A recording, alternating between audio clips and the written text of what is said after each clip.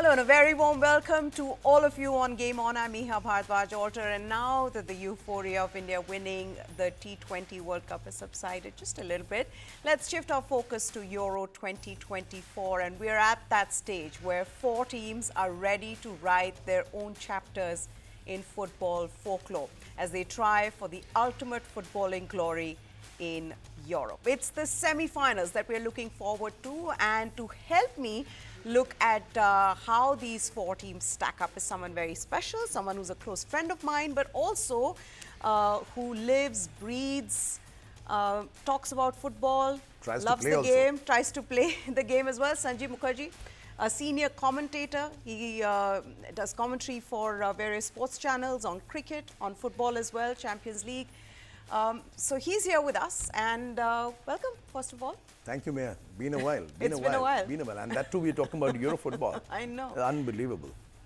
To think that Sanjeev and I worked together for quite some time, and we would do shows together. Now here he is sitting as a guest on my show. But let's now look at what's going on in Euro 2024. And then there were 4. Yes, we saw dramatic quarterfinals where host Germany and Cristiano Ronaldo's Portugal crashed out. But now Euro 2024 enters its semi-final phase with matches on Tuesday and Wednesday. Here's everything you need to know about the last 4. So let's start. First of all, which are the 4 teams that have qualified? It's Spain. Let's start with Spain, the only team with a 100% winning record, scoring 11 goals in 5 games. England may not have played attractive football, but they don't care. So they are in the semis. Then France, who've been one of the best defensive sides in the knockouts, but will want their captain to come to the party. They want Kylian Mbappe to fire, and this is the best time. Then there is Netherlands, the second best attacking side with 9 goals in 5 games. Those are the 4 teams. The first semi-final is between Spain and France on Tuesday night, Wednesday morning, which is on 10th of July at 12:30 a.m. Indian time. It will be played at Munich Football Arena in Munich. So mark your calendar. Spain versus France on Wednesday, but basically Tuesday night at 12:30 a.m. The second semi-final will be played between England and Netherlands on Thursday morning, which is Wednesday night at 12:30 a.m. Indian time again. This would be at BVB Stadium in Dortmund. Now, the big final, you're marking your calendars. Also, let me tell you about the big final. It'll be played on 14th of July at Berlin's Olympia Stadion. Before we continue this conversation, and before I tell you more about the semi-finals and what to expect, I'm going to quickly ask Sanjeev about what he thinks of the last 4. Now, these are the 4 teams, you know, that have remained. What do you make of these 4 teams? Did you expect them? Did you think that these 4 would be the teams when the Euro started? Well, of course, these 4 were not my only 4, I would say, because we all need to make these random picks and based on who we like, who we support, which are the form teams. But I would say Germany a little bit, off the mark, being the host country, and the fact that they are trying to rebuild their team in a way which is not known to German football at all. The way they have actually done away with the old, gotten a lot of new players. But again, I would say the curse of Chelsea, that's what basically stopped them from getting the important goal against Spain. And it was gut-wrenching to see German fans cry, and they are hosting a tournament of this magnitude after a pretty long time.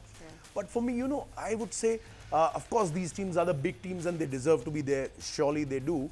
But what would you say to Turkey? Yeah. Oh I mean, I would say they were the heartbreakers of the tournament. Yeah. The Turkish team, even Austria in parts, there were other teams. Yeah. But Ukraine, the Turkey I would think, team, is another heartbreak, to Ukraine come. was so close, agonizingly close, and then miss out that last moment. It's like you've given me a cup of tea, and you say, Sanjay, you've got just 3 minutes to finish this cup of tea. I'm relishing it, but last couple of sips, the party is over, you take my cup away, you take my coffee away. It's like that.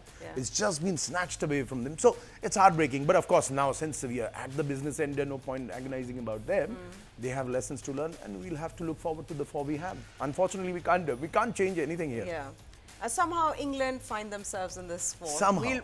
We will discuss that as well. Now, if you're wondering what they're playing for, Other than the fact that they become the kings of the continent, UEFA will pay 331 million euros in total prize money to the 24 participants. The maximum amount that a champion team may achieve if they won all three of their group matches is 28.25 million euros, which is $30.31 million. So let's also take a look at who has scored the maximum goals in this tournament so far. 4 players are tied for the top scorer with 3 goals each. One is George Mikotadze from Georgia, Jamal Musiala, Germany, Cody Gakpo from the Netherlands, and Ivan Schranz from Slovakia. Among them, only Gakpo will play in the semi-finals. Now, how about the head-to-head records of the semi-finalists? In the France versus Spain finals, Spain have a better record, having won 16 games, while France have won 13, and they played 7 draws between them. Let's also take a look at who history favors between the Netherlands and England. The Oranje has a slight advantage in that they won 7 games, while England have won 6, and they've played 9 draws between them. So that's the head-to-head record. But we're going to get to the specifics of that particular game between England and Netherlands, and of course Spain and France. But quickly, is Gareth Southgate a genius, or is he just a lucky manager? I will say none of them. I would say none of them. Yeah, why do you say that? You know, first and foremost, because this is an Indian channel, and I'm free to say what I can, because the British have enough pundits who are lambasting Gareth Southgate more often than not for not having done the wrong thing. But the fact is that, I mean, what is he doing? Yeah. You really want to see a team which is saying it's coming home, it never comes home. That's number one. Yeah. The song which keeps on repeating since 1966, so 34 and 24, 58 years, it's never come home. If it comes home, I'm not going to be surprised. But if this is the brand of football you play, with such big superstars, you have a plethora of riches, as they say, footballing riches, and yet you are not able to play attractive football. Harry Kane is supposed to be a talisman. He is a shadow of himself. He should be benched immediately. Yeah, mark my words, he might play in the semi-final and score a hat-trick, and then you might send me a message saying that you just said he should be benched, but on current form he should be benched. You have a team which is a Harry Kane, you have a Jude Bellingham, you have a Phil Foden, you have Kyle Walker and the likes, Declan Rice, Bukayo Saka, and all you do is scoring 5 or 6 goals? Yeah. Really? Not You want me to that, believe yeah. that? But the one thing I would say, which Southgate has really worked very well, and you know, that's a lesson for a lot of people, is the psychology of the penalty kick. I know you might start laughing, but actually there is a Norwegian sports scientist who has actually written a book, and I even never knew about it till about a few days back, on the art of pressure. How to overcome pressure while taking a penalty kick. What was taken as a game of lottery, a game of chance, now they've gone really deep into it. The players are focused, they are being shielded, their training tactics are not told to anyone. And of course, the superstar Jordan Pickford. Yeah. He saved 1 penalty, but not many know Jordan Pickford has his water bottle lying right next to the net, and every particular day, in advance, he keeps notes, copious notes on the side of the bottle, where he writes how these guys take their penalty kicks. So if you remember, before he took the first kick, There he was a bit of a delay. Yes, and then he went to have a sip of water, looked at it, Yes. kept it there, nothing illegal in it. Yeah. But I mean, that's Do you the way think things even have changed. the delay itself also plays on the mind of the opponent who's taking the penalty, who's wondering why is the goalkeeper not there? You know, you prepare. There's a routine for everybody before they take a penalty kick, and maybe that's another reason that they. The basic of a penalty kick, Meha, is that whoever's coming to take the kick, he needs to see the goalkeeper on the line. Secondly, you can ask any footballer worth his salt. He does not want to see the referee in front of him. What Pickford did, when Yes. Akanji went for the kick, if you remember, Pickford was standing 30, 35 yards away from the goal post. He had to be called by the referee. Then he comes, then he does a little bit of play acting, comes ahead of the line. So the referee steps in right in the line of sight of Akanji, and then he comes and taps the referee saying, so it's all okay. Comes back. He's just gotten into the head of Akanji. Akanji will never score. He will never score. Of course, he did concede the next 3, but if you look at the record, and here's a small stat, fun stat. England, Team England, football powers, etc. From 1990 to 2012, a space of 22 years, and all the penalty kicks or tiebreakers they've been in, their goalkeepers have saved only 2. Their goalkeepers have saved only 2 kicks in 22 years. Jordan Pickford, from 2018 to 24, in 6 years, he saved 4 of the 14 he's faced. So they're doing something well. Yeah, there is a method to this madness. And also, I know football fans are going to hate me when I say this, but it's a bit like what Saurav Ganguly did with Steve Waugh, coming in late to play. Oh yes, even that was in England. I mean, Saurav, he made his debut in England, so there is an England connection. And there is an England connection as well. Okay, before I move on to the first preview between Spain and France, quickly I want to ask you in the group stages, what do you think was your moment of the group stages? If you have to look back and say, you know what, that really just stood out for me. I'm going to remember that for a really long time. You know, the one thing which I saw, and in what you mentioned in the introduction, that's basically the story, you laid it out very nicely in your introduction, about Spain being the only team with an unblemished record. Yeah. And mark my words, Spain might be home to Barcelona, and you know how I think about Barcelona, feel about Barcelona, and Real Madrid, and Atletico Madrid and Deportivo La Coruña, but mark my words, not a single football pundit except those born and bred, I mean domicile in Spain itself, ever spoke about Spain as being favourites. They played superb football. But if you look at every other team, from England to the Netherlands to Germany, who didn't really qualify, France, everybody was struggling. What I found in this Euro was that there's some sort of balancing which is happening. You might be a big legacy team, you might have a massive football culture, team might be filled with superstars who are doing very, very well at international club level.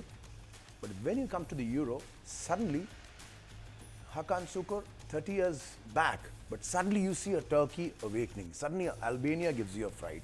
Suddenly a Slovenia gives you a fright. Denmark also runs you ragged. You remember what happened?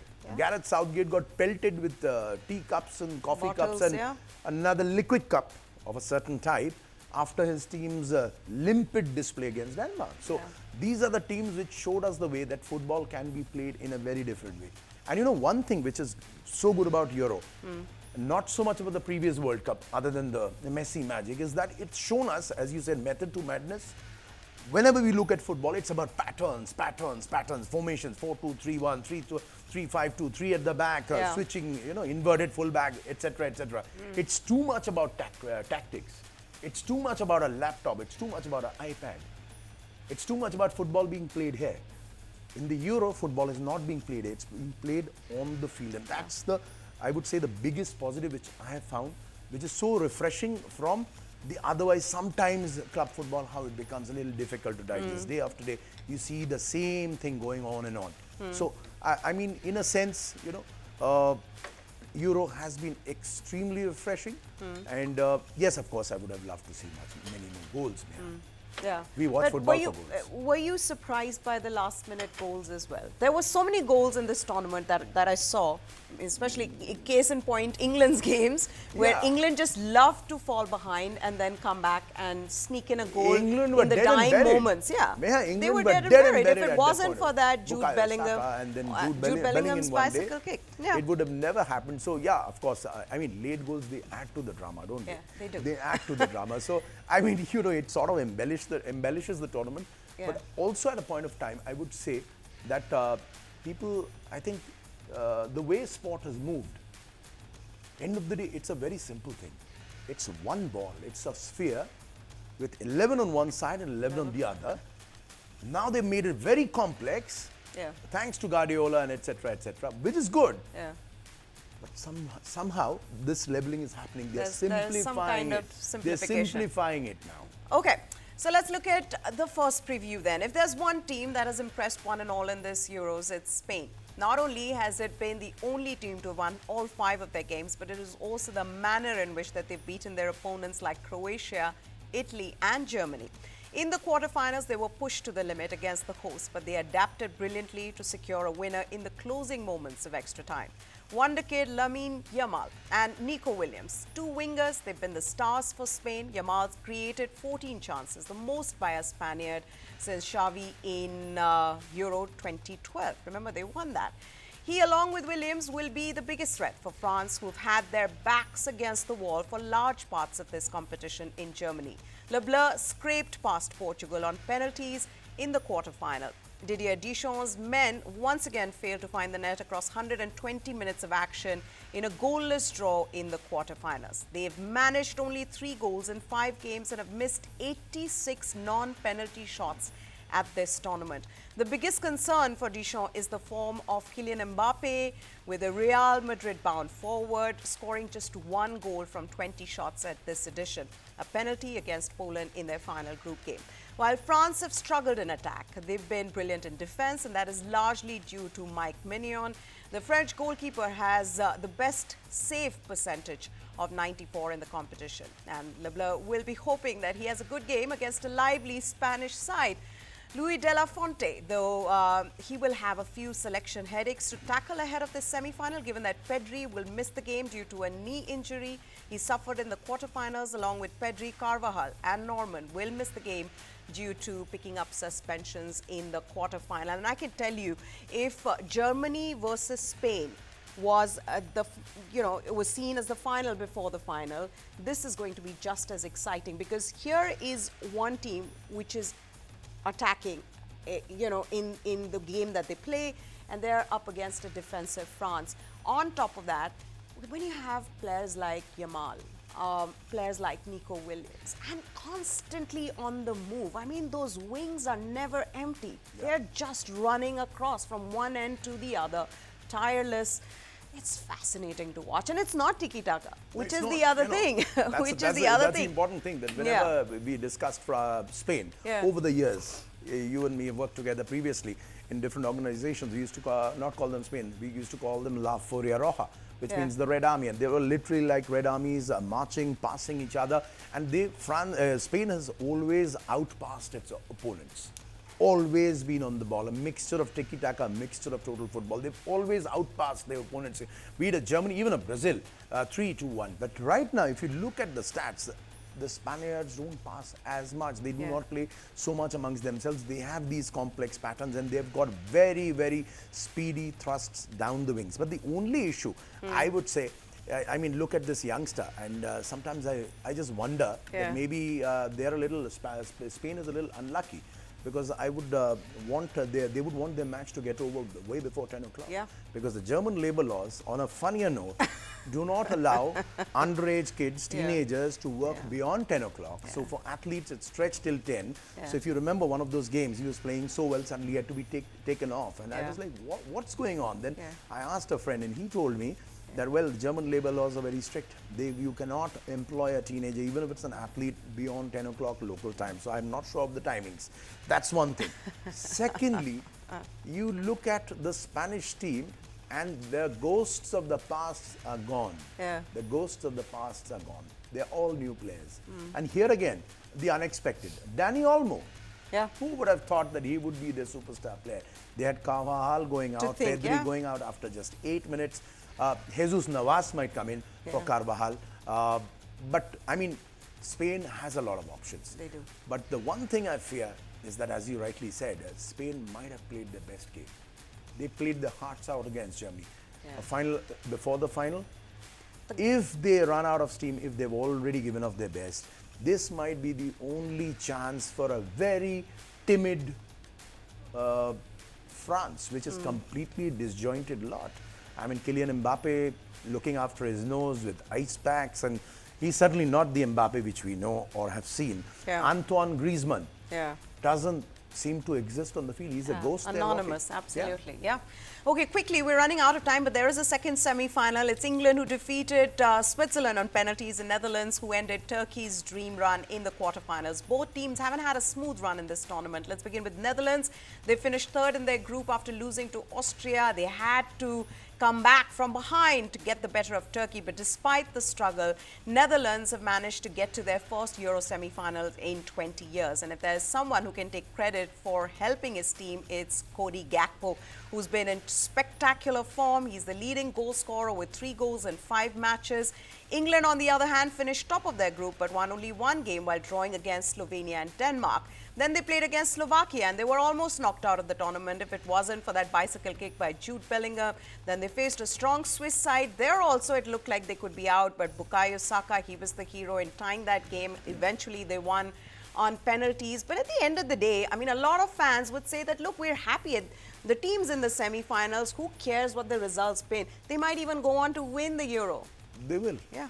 In fact, they might. Actually, they look good enough to win the Euro. They're playing a very unattractive brand of football. Way back in 1994, if I'm not mistaken, Brazil won the World Cup.